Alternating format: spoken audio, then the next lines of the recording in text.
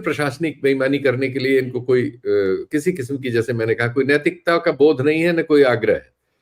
जीतना है, हमें जीतना है, खत्म बात। अब ये देश नहीं है, अजीब है, ये एक अजीब सी व्यवस्था है जिसमें आप कुछ नहीं कर सकते। पहला पीएम है इस देश में, पहले पीएम है जिन्होंने इस तरह से फंड बना लिया है जिसमें हजारों करोड़ हमारे पीएसयूज वगैरह से और कर्मचारियों वगैरह के वेतन से, इन सब से कलेक्ट कर लिया गया। और लेकिन हम जो इस समय का विपक्ष है वो इनकी चीजों को ठीक से समझना ही नहीं चाहता और वो नेस्तनाबूद हो जाएगा इस चुनाव के बाद। और एक चुनाव और उत्तर प्रदेश में होगा, उसके बाद ये सब बाप बाप कर रहे होंगे। मोदी जी भारत में बहुत सफल है, उतने ही अंतरराष्ट्रीय राजनीति में जोकर साबित होते जा रहे हैं। इसके बावजूद लोग कार्टून बना रहे हैं, इसके बावजूद लोग मीम बना रहे हैं, इसके बावजूद लोग व्यंग लिख रहे हैं, इसके बावजूद लोग आलोचना कर रहे हैं, यूट्यूब निकाल रहे हैं, रिस्क ले रहे हैं, जेल जा रहे हैं। सब होगा तो जिजीविषा मनुष्य की है जो लड़ती रहती है।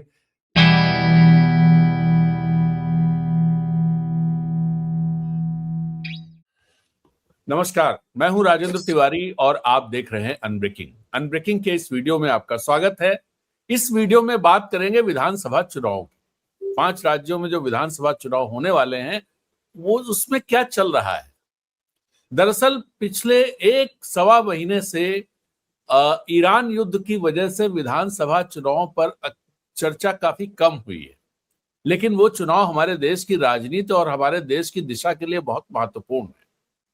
बंगाल में जो कुछ दिखाई दे रहा है, चुनाव आयोग, न्यायपालिका और मीडिया तो है ही, असम में जो चीजें देखने को मिल रही हैं, केरल में जिस तरह से जो हो रहा है, इन सब को समझने की जरूरत है। तमिलनाडु में क्या चल रहा है, तो ये चुनाव किस दिशा में जा रहे हैं, इनमें क्या चल रहा है और क्या इस बार भारतीय जनता पार्टी एक मजबूत संदेश अपने तमाम तरीकों के जरिए देने की कोशिश में है कि उसे इस देश में हराया नहीं जा सकता। इन्हीं चीजों को समझेंगे और हमारे साथ हैं वरिष्ठ पत्रकार शीतल पी सिंह। शीतल जी, आपका स्वागत है। जी जी। शीतल जी, क्या लग रहा है बंगाल में जो पिछले दिनों दिखाई दिया, जी, मालदा की घटना हो या उससे पहले की घटनाएं हो, या जो जिस तरह से नाम काटे गए, इलेक्शन कमीशन का जो तरीका है, न्यायपालिका जिस तरह से सक्रिय है बहुत तेजी से, और जैसा कि ऐसा पहले कभी नहीं हुआ कि चुनाव में राज्यपालों के नियुक्तियां कर दी जाए, उनको उनका तबादला कर दिया जाए, वो भी किया गया है। तो क्या लगता है आपको कि भारतीय जनता पार्टी किस मोड में है? चूंकि ईरान युद्ध और डिप्लोमेसी और विदेश नीति, इस सब पर तो मुहरा गिरी हुई है वो।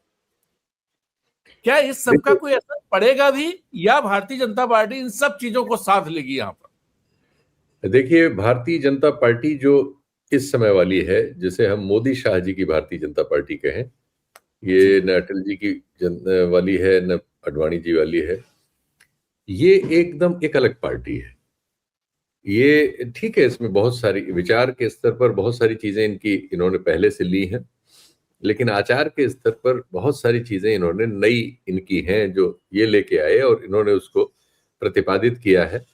और उसके जरिए अब ये चुनाव के लिहाज से तो एक ऐसी फोर्स में बदल गए हैं जिनसे अभी जो विपक्ष जिस तरह का है, ये इनसे नहीं लड़ सकता।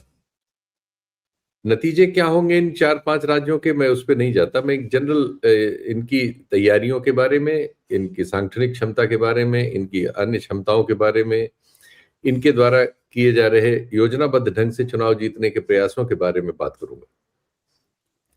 देखिए, उन्होंने सब चीजें अपने कंट्रोल में कर ली हैं और वो किसी नियम, कायदे, नैतिकता वगैरह के फेर में नहीं पड़ते।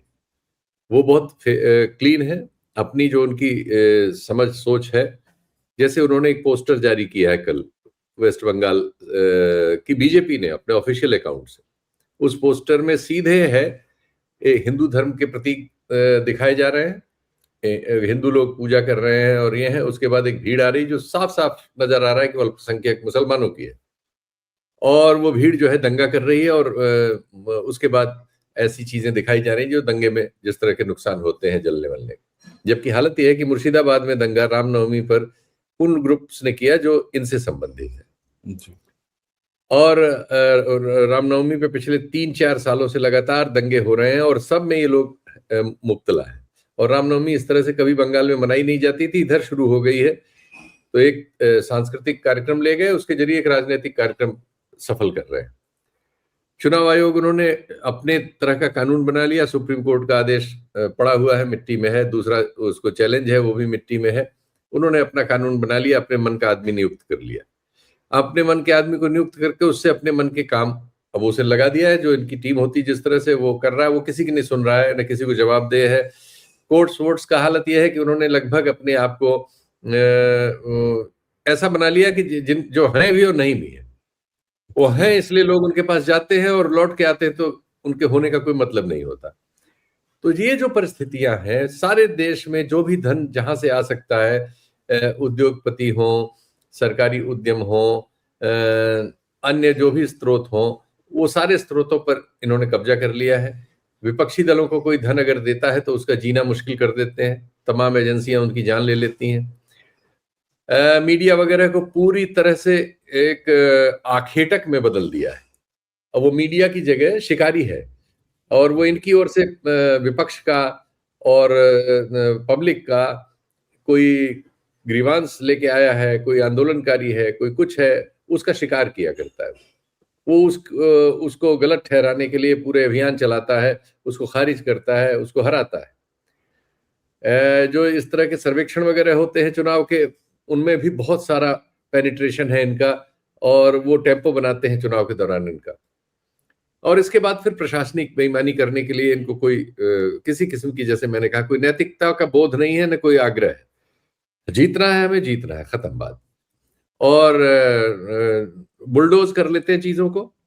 जो इस समय का विपक्ष है वो इनकी चीजों को ठीक से समझना ही नहीं चाहता, और वो नेस्तनाबूद हो जाएगा इस चुनाव के बाद। और एक चुनाव और उत्तर प्रदेश में होगा, उसके बाद ये सब बाप बाप कर रहे होंगे, इनके नीचे की पातें भाग जाएंगी।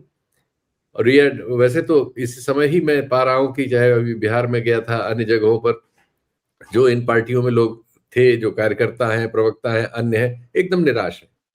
उनके नेतृत्व आज की चुनौतियों के लिहाज से तैयार ही नहीं है। सब चोर हैं।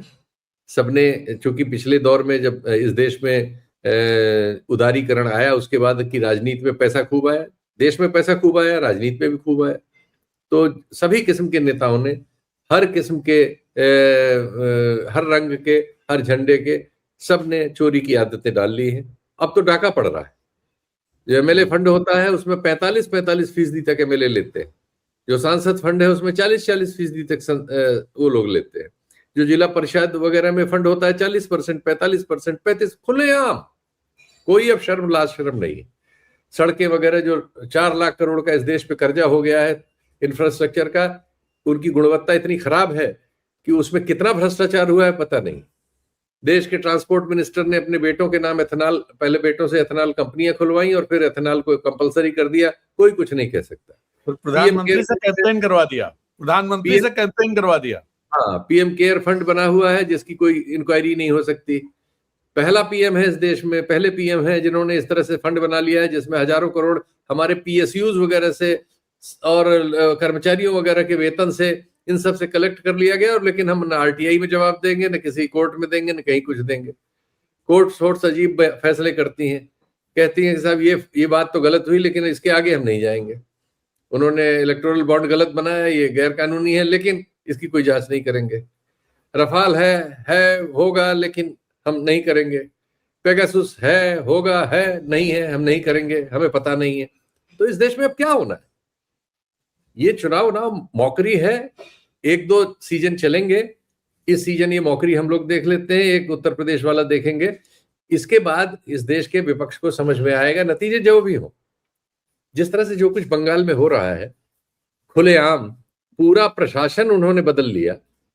एक आध अफसर, 2-4 अफसर बदलने का एक प्रचलन था पहले भी। इससे पहले क्या ये अकेले रैम्बो पैदा हुए हैं? शेषन वगैरह जिन्होंने नियुक्त किया, उन्हीं के खिलाफ फैसले देके और उनको प्रतिष्ठा मिली थी और सब कराते थे। राव थे, अन्य थे, बहुत सारे लोग थे। ये पूरा बंगाल जीतने के लिए वहां हो रहा है, और हो सकता है जीत जाए। 6% का डिफरेंस 7% का बचा था लोकसभा में। अगर 4% वोट काट दें, 3% वोट बढ़ा ले, खत्म हो जाएगा। 30-30 हजार, 20-20 हजार फार्म 6 मिल रहे हैं। वीडियो है, कोई कार्रवाई नहीं। इस तरह का वीडियो बीजेपी जारी कर रही है। वहां आसाम का चीफ मिनिस्टर जो मन में आता है सो कहता है जी। सुप्रीम कोर्ट से लेकर नीचे तक कहीं कोई सुनवाई नहीं है। ड्यूरिंग इलेक्शन आप कुछ करेंगे नहीं। कोई कितनी सांप्रदायिकता वो करे, अगर वो प्रेजेंट डिस्पेंसेशन का है, खुलेआम सांप्रदायिकता करे, खुलेआम मुसलमानों को गाली दे और वोट ले ले और जीत जाए। चुनाव के बीच आप 10-10 हजार रुपए बंटवा के बिहार में आपने चुनाव जीत लिया। ये कोई चुनाव है? इसकी व्याख्या हम आप क्या करेंगे साहब? ऐसा कभी दुनिया में कहीं हो सकता है? ये कांगो बांगो हो गया है, देश ही नहीं बचा ना ये। अब ये देश नहीं है, अजीब है। ये एक अजीब सी व्यवस्था है जिसमें आप कुछ नहीं कर सकते। एक ऐसी हेल्पलेसनेस है कि आप किसी भी बड़ी से बड़ी चीज में आपको मक्खी तो कहां, पूरा छत्ता निकलना पड़ेगा। ये हो रहा है। इतने लोगों का ट्रांसफर वहां बंगाल में, मालदा में कई हजार आदमी जो है लाठीचार्ज हो रहा है उनपे, उनके नाम कटे हुए हैं। वो कह रहे हैं हम यहाँ के लोग हैं, हमारे बाप दादा सब। आपने क्या कानून बना लिया है? कैसे आपने हमें निकाल दिया? कोई लिस्ट नहीं, कोई कुछ नहीं। अभी चुनाव में वोट पड़ना, वोट पड़ने तक अभी कौन मतदाता होगा इसकी इंक्वायरी चला रहा है सुप्रीम कोर्ट। तो अब तो ये सब मिलके एक प्रहसन कर रहे हैं जिसमें हमको आपको छल रहे हैं। ट्रिब्यूनल आज से काम करना शुरू करना है? ट्रिब्यूनल आज से शायद काम करना शुरू करेगा वहां। तो आप बताइए, तो इन सब चीजों का क्या मतलब है? लेकिन फिर भी चलिए, जो चुनाव हो रहा है, कुछ हम लोग आंकड़ों से, पुराने अतीत से वर्तमान के बारे में कुछ कर ले, लेकिन हमें खुद नहीं पता कि क्या नतीजा और कैसा नतीजा इस सब से निकलेगा।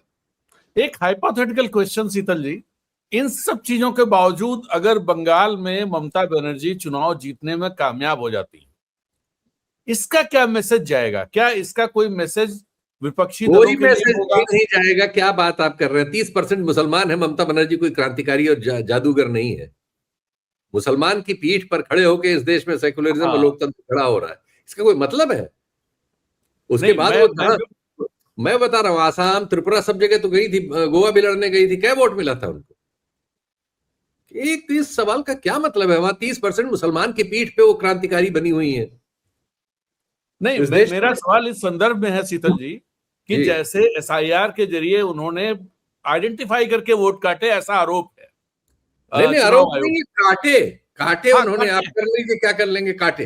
तो ये कहा जा रहा है, जैसा आपने ही कहा कि 4%, 5% उन्होंने, और ये माना जा रहा है कि जो 28-29% अल्पसंख्यक वोट है उसमें से 3-4% उन्होंने काट दिया है जी। मेरा सवाल इस संदर्भ में था कि वो काटने के बाद और बाकी जो नॉन मुस्लिम वोट है उनमें भी कटा है, और वो ये उसमें भी ये माना जा रहा है कि वो एंटी बीजेपी या बीजेपी को जो वोट नहीं मिलना था वही उन्हीं पर ये हुआ है।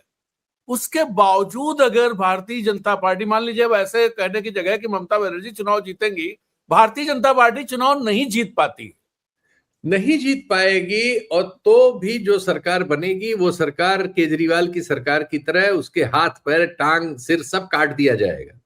गवर्नर से लेके हाई कोर्ट तक उसको जीना मुश्किल कर देंगे। उसके सारी एजेंसियां उसके पीछे पड़ी हुई होंगी। सरकार तो बन जाएगी, चलना उसका एक एक कदम चलना मुश्किल होगा। दिल्ली में क्या हुआ था, देखा नहीं था आपने? जी। सुप्रीम कोर्ट के 5 जजों की बेंच का संवैधानिक पीठ का फैसला आया, उसको एक ऑर्डिनेंस निकाल के बदल दिया भाई। वो चैलेंज हुआ, उसका फैसला ही नहीं आया, केजरीवाल ही चले गए। केजरीवाल के हाथ में चपरासी को चेंज करने का अधिकार नहीं रह गया था, और केजरीवाल के खिलाफ जो लड़ा वो सरेआम 1-1 हजार रुपए लाइन लगा के बांटे उसने। वीडियो सबने देखे। वो चुनाव जीत के मंत्री है। ये तो कोई, अब हमारा देश अब लोकतांत्रिक देश नहीं है जो डैम इंस्टीट्यूट और दुनिया की सारी संस्थाएं पढ़ लिख के कह रही है। उसमें क्या बचा हुआ?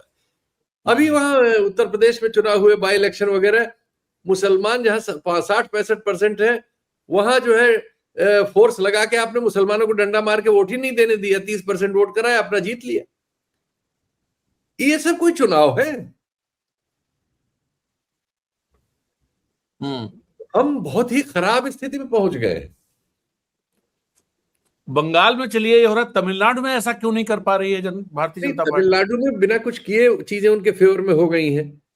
एक एंटी इनकम्बेंसी इन जनरल होती है, वहां एक थर्ड पार्टी जनरेट हो गई है, वहां के केजरीवाल कह लीजिए, वो 12 से 18% वोट अब ले जाएंगे टीवी के विजय कुमार, और इतना बहुत है, इतने में डीएमके रह जाएगी, अगर बचेगी तो बहुत बॉर्डर पे बहुत छोटे से बचेगी, नहीं तो हार जाएगी। तो जिससे हारेगी वो इन्होंने समझौता कर लिया, एआईडीएमके से अलग थी, बीच में काफी दिनों तक आपस में विवाद रहा, नहीं लगा कि साथ होंगे, लेकिन चुनाव से पहले इन्होंने अपने को झुक के, ये सब मामलों में देखिए मैंने कहा ये जो डिस्पेंसेशन है, ये झुकने में भी इसको 1 मिनट नहीं लगता। इतने दिन देखिए नीतीश कुमार को उन्होंने बर्दाश्त किया ना, वहां 44-45 थे तब भी उनको बर्दाश्त किया, अभी उनकी एक इच्छा थी कुछ दिन के लिए तो उनको फिर बर्दाश्त किया, फिर अब हटा दिया। तो ये आज के दौर का लचीलापन भी है, उनमें क्रिमिनलिटी भी है, फंड्स भी हैं, और कोई मॉरल इशू नहीं है। जो भी कर रहे हैं उस पर कोई मॉरल बंधन नहीं है कि साहब इससे दुनिया क्या सोचेगी, क्या कहेगी, क्या होगा, ये करना चाहिए नहीं करना चाहिए, नैतिक अनैतिक का कोई उनको प्रॉब्लम नहीं है। जीत उनके साथ होनी चाहिए, जीत है। वो लोकसभा में बड़ी बुरी तरह से बड़ी मुश्किल से बचे थे, उसके बाद उन्होंने राज्यों में एकदम उलट लिया सब। केरल को कैसे देखते हैं आप?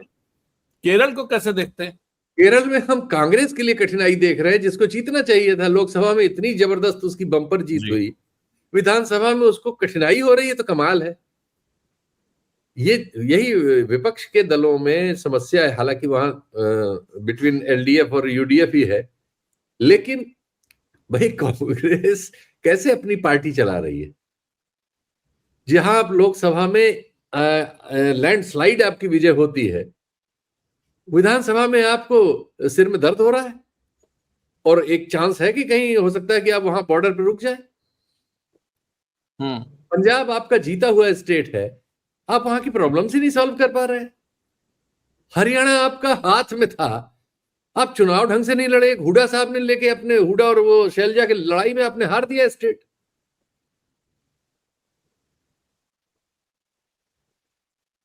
तो ये केरल में जो और बहुत सारे फैक्टर्स हैं, क्या इस बार भारतीय जनता पार्टी क्रिश्चियंस और मुस्लिम्स को अलग करने में कामयाब होती दिखाई दे रही है? नहीं, भाजपा वहां कोई इशू नहीं है, केरल में भाजपा कोई इशू नहीं है। अगर वो 1-2 सीट आ जाएगी उसकी, तो उसके लिए वही बोनस उसका हमेशा रहता है, उससे ज्यादा कुछ नहीं है।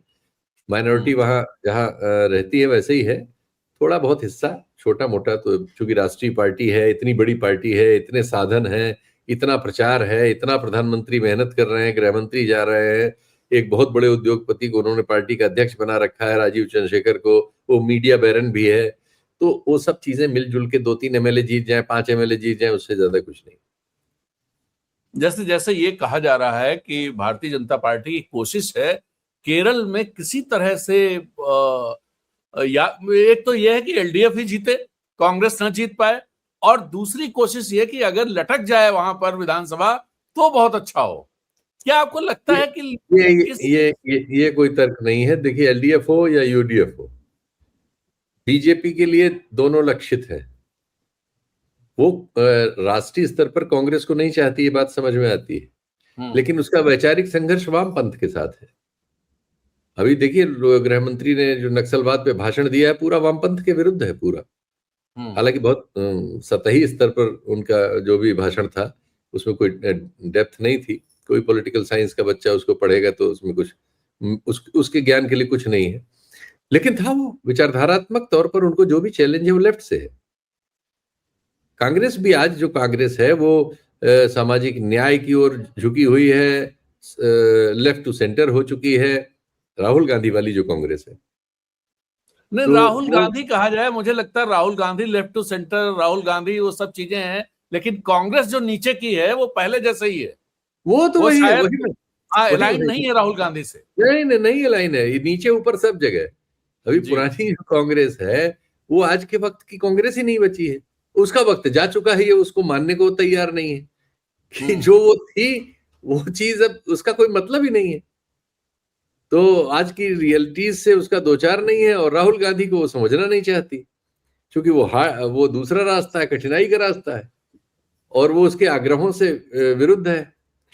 तो अब इस देश में एक नई पॉलिटिकल चर्निंग इन चुनावों के बाद होंगी। अभी 29 का भी चुनाव उसमें आएगा, और इस बीच बहुत सारे परिवर्तन हो जाएंगे। डिलिमिटेशन वाला इशू आ गया है, ये सब दक्षिण के राज्यों में बहुत और भारी वो असर। जो फार्मूला फ्लोट किया गया है वो तो बहुत मतलब उसका जैसा चाहे वैसे पार्टी इस्तेमाल कर सकती है अगर वो पास हो गया तो। और जो 30% 33% सीटें बढ़ाने का मामला है महिलाओं के लिए, उनका भी इस्तेमाल भारतीय जनता पार्टी अपने पक्ष में कर सकती है। और शीतल जी आपको बताएं, एक चीज और मैं जोड़ दूं फिर। हाँ, बाकी जो विपक्ष के दल हैं वो कहीं इन सब चीजों पर, हमें नहीं लगता कि इन चीजों को समझ रहे हैं कि इनका चुनाव में कैसे इंपैक्ट पड़ने वाला है, सतही समझ के अलावा। भारतीय जनता पार्टी के हर राज्य में महिला लीडर्स को आगे करने की कोशिशें चल रही हैं, उनको प्रदेश कार्यकारिणी में जगह दे दो, जिले में बैठा दो। ये कार्यक्रम मैं अखबार देखता हूं पिछले 8-10 दिन से, तो झारखंड में, बिहार में, बंगाल में भी, इवन उड़ीसा में, बंगाल में चुनाव चल रहे हैं जब। आपने सही पकड़ा, एकदम सही पकड़ा। वो अपना देखिए, उनको जो करना है वो उनको पता है जी। उनको करने के लिए क्या फील्डिंग जमानी है वो जमा रहे हैं। ये जो विपक्ष अभी मौजूदा है, मैंने कहा ना कि ये भ्रष्टाचार से पैदा हुआ है। ये दूसरी पीढ़ी तीसरी पीढ़ी का विपक्ष है जो बाप दादा से बनाई हुई राजनीति को खा रहा है। वो नहीं समझ रहा है कि जो लोग सामने आ गए हैं वो ये तुम्हें ऐसे खेती चरने नहीं देंगे। वो तुम जेलों में सड़ोगे या मार दिए जाओगे या राजनीतिक रूप से मिट जाओगे, जो रास्ता तुमने अख्तियार किया है। क्योंकि उसके लिए सांगठनिक तौर पर, वैचारिक तौर पर बहुत प्रॉपर एक गोलबंदी की जरूरत है, जो बहुत मेहनत और बलिदान मांगती है। वो ये लोग नहीं कर सकते। ये सब बहुत, सबके पास कई बड़े मोटे मोटे पैसे हैं, या तो ये सब इसी में नाले में समा जाएंगे जैसा कि हो रहा है। कई राज्यों की अपने पार्टियां, शरद पवार ववार की पार्टियां लगभग पूरी चली गई हैं, शिवसेना आधी से ज्यादा चली गई है। मतलब कुछ ऐसी पार्टियां जो किसी खास विशेषता को रिप्रेजेंट करती हों, जैसे अकाली दल है, उसको छोड़ के बाकी कोई ऐसी पार्टी नहीं है जो रहेगी। आप देखेंगे ये बिहार की पार्टियां जो है, लगभग सारी पार्टियां तो बीजेपी में ही समाई हुई हैं। एक वो लालू जी की दुकान अलग चल रही है, उसका कोई मतलब नहीं, वो नॉन अप्रासंगिक होती चली जा रही है। उनके नीचे जो समाज है वही डिस्टर्ब हो गया है, उनकी वजह से वो मारा जा रहा है, लतियाया जा रहा है, निशाने पर है। तो वो भाग खड़ा होगा अगर उसको कोई विकल्प सामने आ जाएगा तो वो सब स्थितियां इन लोगों के विरुद्ध जा रही है। इनको समझ में नहीं आ रहा है, ये चूंकि इसलिए नहीं आ रहा कि ये राजनीति इनकी बनाई हुई नहीं है। अखिलेश को उनके पिता की ओर से मिला है, उनको भी, तेजस्वी को भी उनके पिता की वजह से मिला है। तो ये सब लोग पहले से मिला, दूसरे काफी बड़ी जायदाद मिल गई। उसी को संभालने में और उसी तरह का जीवन जीने में और कल्पनाओं में रहने में कि आज नहीं तो कल आ जाएंगे, ये एक दो चुनाव हार के सब पार्टियां डिसबैंड हो जाएंगी, या इनका कोई ताकत ही नहीं रह जाएगी, इनका कोई अस्तित्व ही नहीं रह जाएगा। ये वो रामविलास जी की पार्टी की तरह पार्टियों में बदल जाएंगी कि जो सब बीजेपी के, जैसे पहले होता था कि एक जो दिल्ली का बादशाह होता था, नीचे के बहुत सारे सत्रप जो है उसी के दरबार में जाके लगान वसूल के वो चौथ देते थे। ये सब उस दिशा में हमें आपको बहुत जल्दी मिलेंगी। और वर्तमान डिस्पेंसेशन इस बात को खूब ठीक से जानता है, क्योंकि वो देश को दूसरों से बहुत बेहतर ढंग से जानता है। थोड़ी बात असम की भी कर लें। जब असम के चुनाव शुरू हुए थे तो ऐसा लग रहा था कि कांग्रेस एक बहुत formidable challenge Bharatiya Janata party के लिए वहां प्रस्तुत कर रही है, लेकिन जैसे जैसे चुनाव आगे बढ़े वैसे वैसे वहां पर चीजें अलग तरह से अनफोल्ड होनी शुरू हुई। और आज की तारीख में शायद हम वो बात कह पाने में सक्षम नहीं कह पाएंगे कि कांग्रेस बहुत मजबूती के साथ भारतीय जनता पार्टी को वहां चैलेंज कर रही है। ये जो बदलाव आया इसमें भी तो उसी तरह की चीजें हैं कि बहुत सारे लोगों को तोड़ लिया, ये कर दिया, वो कर दिया। आज की तारीख में असम को कैसे देखते हैं आप? क्योंकि मुझे लगता था असम में अगर कांग्रेस ने भारतीय जनता पार्टी को रिप्लेस कर दिया तो उसका मैसेज बहुत जबरदस्त जाएगा। ये संभव ही नहीं था। असम तो केक वॉक है, असम में तो कोई लड़ाई ही नहीं। वो थोड़ा बहुत तो ये अच्छा है कि वहां एक जो लीडर है वो कांग्रेस का, वो जोरदार है, मेहनत करता है, सब करता है, लेकिन परिस्थितियां नहीं अनुकूल हैं। और आज के लिहाज से वो वैचारिक और सांगठनिक रूप से कांग्रेस कहीं भी अपनी उस तरह से तैयार ही नहीं है। सबसे बड़ी उसकी सांगठनिक समस्या है। हमेशा चुनाव के पहले उसके 4-5 लोग कूद जाते हैं इधर से उधर, उसका पूरा टेम्पो बिगाड़ देते हैं। वहां भी वही हुआ, क्योंकि सांगठनिक काम हो ही नहीं रहा है। आप ऐसे लोगों को क्यों लादे हुए हैं, क्यों अपने साथ जुड़े हो जिनका कोई वैल्यू नहीं है, पॉलिटिकल वैल्यू नील है। वो पद लिए हैं सिर्फ आपको छोड़ के वहां जाने के लिए, और आपने पद दे रखा है। आप नई पार्टी बनाइए। अगर आप नई पार्टी नहीं बनाएंगे जो वैचारिक और सांगठनिक आधार पर आपके से तालमेल रखती हो और कदम ताल जमीन पे कर रही हो, ये पुराना डेड हॉर्स आपको सिर्फ लेके डूबने के लिए है। हर चुनाव में आपका टेम्पो बिगाड़ने के लिए है, सब जगह है, और बैठे हुए हैं, उनको सब कुछ उन्हीं को चाहिए। मैं तो देख रहा हूं अपने प्रदेश में, अन्य जगहों में, कमाल क्या पार्टी चल रही है। इसको बहुत भारी सिंपैथी सोशल मीडिया वगैरह पर मिल रही है, जो इनके करने से नहीं है। जो हजारों यूट्यूबर इस देश में लोकतंत्र की रक्षा में, जो कि 70-80 साल से हमने लोकतांत्रिक जीवन जिया है, आदत है लोगों को आलोचना करने की, कॉमेडी करने की, मीम बनाने की, कार्टून बनाने की, हंसने की, उस पर जब प्रतिबंध लग रहा है तो वो बेचैन होकर बिलबिला रहे हैं, वो व्यक्त हो रहे हैं। उनके व्यक्त होने से इस देश में विपक्ष नाम की चीज को सांस मिल रही है। लेकिन ये समझ रहे हैं कि ये बड़े काबिल हैं, फलाने के बेटे हैं, ढिमाके के नाती हैं। नहीं, एक चीज, कल मैं राहुल गांधी का भाषण सुन रहा था असम का, मुझे तो बहुत ही लचर भाषण लगा और कम्युनिकेशन के पैमाने पर वो बहुत ही खराब भाषण लगा। वो बिल्कुल, या आप जिस तरह की भाषा का इस्तेमाल करते हैं, जिस तरह जो प्रतीकों का इस्तेमाल करते हैं, और इवन जो वाक्य विन्यास आपके होते हैं वो तक बहुत गड़बड़ होते हैं। तो आप कैसे, जनता तो दूर की बात है, मुझे लगता है कि कांग्रेस में एक बड़ी प्रॉब्लम ये है, राहुल गांधी खुद जो भी सोचते हो वो अपनी जगह है, लेकिन उसे अपनी पार्टी में ही अपने नेताओं तक कम्युनिकेट कर पाते हैं। मुझे इस पर थोड़ा शक है, आपको क्या लगता है? नहीं, आपका शक एकदम जायज है। आपके शक में कोई इसमें इधर उधर की कोई बात नहीं, बिल्कुल सही है, बिल्कुल सटीक है राधा जी। और दरअसल जो एरोगेंसी दिखाई देती, क्या वो एरोगेंसी के साथ उस तरह से कि मैं मोदी को बाहर कर दूंगा और इसको हटा दूंगा, उसको जेल में भेज दूंगा? अरे भाई, आप हो क्या भाई? क्या इस भाषा का कोई फायदा है कांग्रेस को, या इससे भी नुकसान होता है कांग्रेस को? अब देखिए, इन पार्टियों की समस्या यह है कि इनमें कोई इनके आंख से आंख मिला के गलत को गलत कहने वाला नहीं है। जो इनसे मिलने भी जाते हैं, वो देश की परंपरा ऐसी है, हजारों सैकड़ों साल से। पहले हमारे समाज का एक बड़ा प्रभुत्वशाली जो वर्ग होता था, वो जो भी सामंत होते थे, राजा होते थे, बादशाह होते थे, उनके यहाँ जाके कोर्निश बजाने वाला वर्ग था। आज जितने लोग महल दुमहले बचे हुए हैं सारे देश में, वो सब उनके हैं जिन्होंने स्वाधीनता आंदोलन की लड़ाई नहीं लड़ी, जो अंग्रेजों से मिल गए थे। उन्हीं के किले, उन्हीं के मनसब, उन्हीं के पैसे, उन्हीं के राय साहबी, ये सब बची हुई है। जो लड़े वो तो मारे गए, उनका घर गिरा दिया गया। हर युग में यही होता है। तो ये सारी एक परंपरा चली आ रही। तो इस दौर में भी वो उनके फटाफट पार्टियां छोड़ छोड़ के ताकत देखते हैं, दिल्ली में जो है उसकी तरफ हो जाते हैं, होना शुरू, पूरी लाइन लगी हुई है। और दिल्ली वाले जो है वो दुनिया में देखते हैं कौन सबसे बड़ा है, उसके यहाँ लाइन लगा लेते हैं। तो ये पूरी चारण परंपरा जो है। दुनिया वाली बात आपने कही, क्या आपको लग रहा है कि उसमें भारत चूक गए, मोदी जी चूक गए हैं, बुरी तरह से चूक गए हैं? कहा, अब देखिए, यही तो देखिए कंट्रडिक्शंस है। मोदी जी भारत में बहुत सफल है, उतने ही अंतरराष्ट्रीय राजनीति में जोकर साबित होते जा रहे हैं जी। इस युद्ध में तो उनकी कोई भूमिका ही नहीं है। वो अस्तित्व में है कि नहीं, ये नहीं पता लग रहा है। छोटे छोटे देशों का हर जगह चर्चा है, हम तो कहीं है ही नहीं। 150 करोड़ की आबादी, प्रभावित हम भयानक है। हम तो आधा LNG लेते हैं, सारी खाद उससे बनाते हैं, वो हमारी वहीं से आती थी, सब रुकी हुई है। क्रूड लेते हैं एक बड़ी मात्रा में, 65% LPG लेते हैं बाहर से। इतना बड़ा देश है, इतने मुंह हैं, इतने चूल्हे हैं, हमारी तो भारी परेशानी है। पेट्रोल पंपों पे कह दिया गया है, आपके कार्यक्रम में चलिए डाल दे रहा हूं सबसे पहले, देश के सारे पेट्रोल पंपों को चिट्ठी गई है कि आप जो है किसी केन में डीजल पेट्रोल नहीं देंगे, डीजल नहीं देंगे पर्टिकुलरली। और किसान ट्रैक्टर में उसी में लेके जाता है। केन में ही जाता है। या बताइए, किसान तो केन में ही उसी में लेता है। हाँ। आदेश है लिखित, नहीं दे सकते।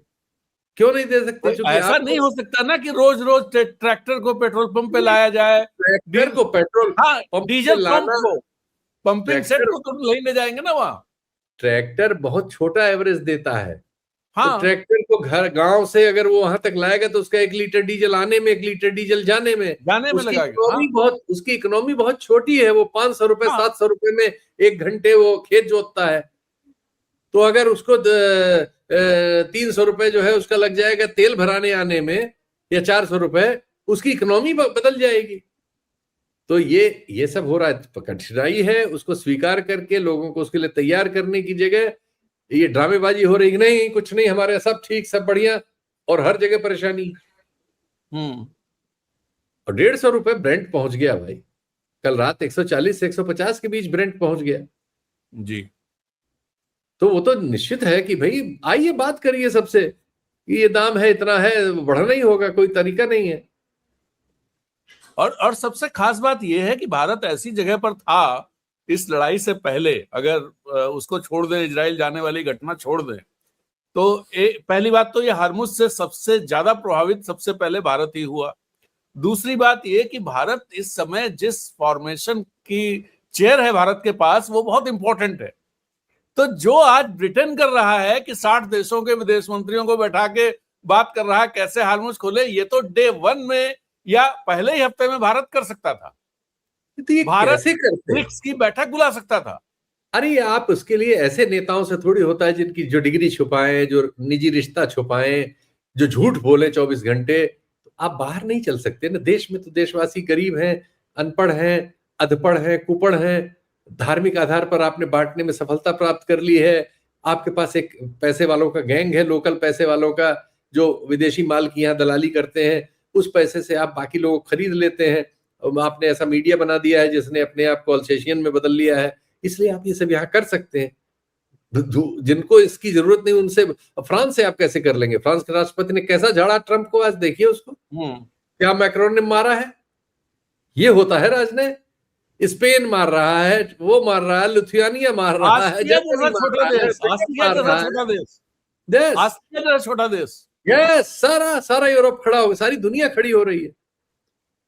अमेरिका खड़ा है, दूसरों को छोड़ो। आप जो है चड्डी बनियान सब वहां गिरवी रख के आए हुए हैं। अब की बार ट्रंप सरकार, तो हो गया आपका बेड़ा पार। इसी युद्ध में हो गया इनका सारा, जितना विश्व गुरु और सब बने हुए थे, विश्व पजामे में बदल गए। विश्व पजामा में बदल गए। एक आखिरी सवाल, एक शीतल जी, आपने जो कुछ भी कहा वो बहुत ही नेगेटिव, कहीं कोई आशा की किरण नजर नहीं आती। क्या वाकई आपको देश में इस समय कहीं कोई आशा की उम्मीद, आशा नहीं नजर आती है कि कुछ बदल सकता है? ह्यूमन जिजीविशा तो हमेशा रहेगी। ये जो मैं कह रहा हूं ये मेरा ऑब्जर्वेशन है परिस्थितियों का, लेकिन ये मानवीय जिजीविशा जो है वो तो हमेशा रहेगी। देखिए इतने बुरे वक्त में जब लोगों को एक छोटी खबर लिखने पे जिलों में कितना कष्ट है, और तहसीलों में, जिलों में जो हमारे लोग सूचनाओं पे काम कर रहे हैं वो कितनी चुनाव में है, कितने कठिनाई में है। एसडीएम आंख तरेर रहा है, एमएलए डंडा लेके ढूंढ रहा है, एमपी तो बंद कराने पे लगा हुआ है, डीएम तो बाप हो गए हैं जिलों में आजकल। कुछ छोटा सा किसी ने कुछ कर दिया तो तुरंत लोगों पे आजकल जेल हो जाती है, और सरकारें तानाशाह आ गई, कहीं कोई सुनवाई नहीं है। बड़ी बड़ी उत्तर प्रदेश जैसे 24-25 करोड़ में एक मुख्यमंत्री जी हैं, उनको किसी से वो मिल कैसे सकते हैं? तो कोई समस्या किसी की कोई हल नहीं हो सकती। बाकी उनके मंत्री खुद ही उनके खिलाफ 2-2 मुख्यमंत्री कुश्ती लड़ने खड़े हुए हैं। वो कह रहे हैं हमारा ही कुछ नहीं होता। हर एमएलए, हर एमपी उसके यहाँ जाइए, थोड़ा सा कूल करिए तो कहेगा मेरी तो कोई सुनता ही नहीं। नहीं, इसी पर मैं शीतल जी एक चीज जोड़ दूं। कल एक पुराने संघ के व्यक्ति से बात हो रही थी और भाजपा के भी, ही वाज सेइंग कि हम तो अपने समय में कमलापत त्रिपाठी के यहाँ मिलने चले जाते थे, मिलने का टाइम देते थे, और आज हम इस पार्टी के होकर के अगर हम चाहें पार्टी पदाधिकारियों से मिलना तो हम नहीं मिल सकते उनसे। चंद्रभान गुप्ता बैठा के मिठाई खिलाते थे। सब जगह गुट बन जाते हैं। जो लोग मुख्यमंत्री गुट में होते हैं उनकी कोई सुन लेता है, जो नहीं होते हैं वो लात खाते रहते हैं। विपक्ष का विपक्ष नहीं, सत्ता में ही विपक्ष पैदा हो रहा है। यही सब एक अजीब सा विद्रूप है जो होता है किसी भी स्थिरता की स्थिति में। ऐसा जब कांग्रेस हो गई थी तो उसमें भी ये सब हो रहा था, अब ये भी थोड़े स्थायी हो रहे हैं तो इनमें भी ये सब होना ही है। तो ये है, लेकिन जिजीविशा तो है, लेकिन इसके बावजूद लोग कार्टून बना रहे हैं, इसके बावजूद लोग मीम बना रहे हैं, इसके बावजूद लोग व्यंग लिख रहे हैं, इसके बावजूद लोग आलोचना कर रहे हैं, यूट्यूब निकाल रहे हैं, रिस्क ले रहे हैं, जेल जा रहे हैं। सब होगा तो जिजीविशा मनुष्य की है जो लड़ती रहती है। उसमें आशा होती ही है, हम चाहे ना चाहे, हमारे हाथ में क्या है। बाकी चीजें तो जो है, मैंने बहुत मतलब स्पष्ट ढंग से जो मुझे फील होता है, जो मैं समझता हूँ, मैंने आपसे कहा, कोई लाग लपेट के बिना। जी, तो चलिए आज की बात यही समाप्त करते हैं। आपका धन्यवाद। बहुत बहुत शुक्रिया। तो ये थे शीतल पी सिंह। आज का कार्यक्रम हम यही समाप्त करते हैं। अगर आपको ये वीडियो अच्छा लगा, बातचीत अच्छी लगी, कृपया इसे अपने सोशल मीडिया प्लेटफॉर्म पर शेयर भी करें और हमारे चैनल अनब्रेकिंग सब्सक्राइब करने के साथ साथ इसकी मेंबरशिप लें। आप ऐसा करेंगे तो अनब्रेकिंग को ताकत देंगे और हमें अच्छा लगेगा। तो इसी के साथ इजाजत दीजिए, फिर मिलते हैं एक नए वीडियो में नई बात के साथ। तब तक के लिए नमस्कार, जय हिंद।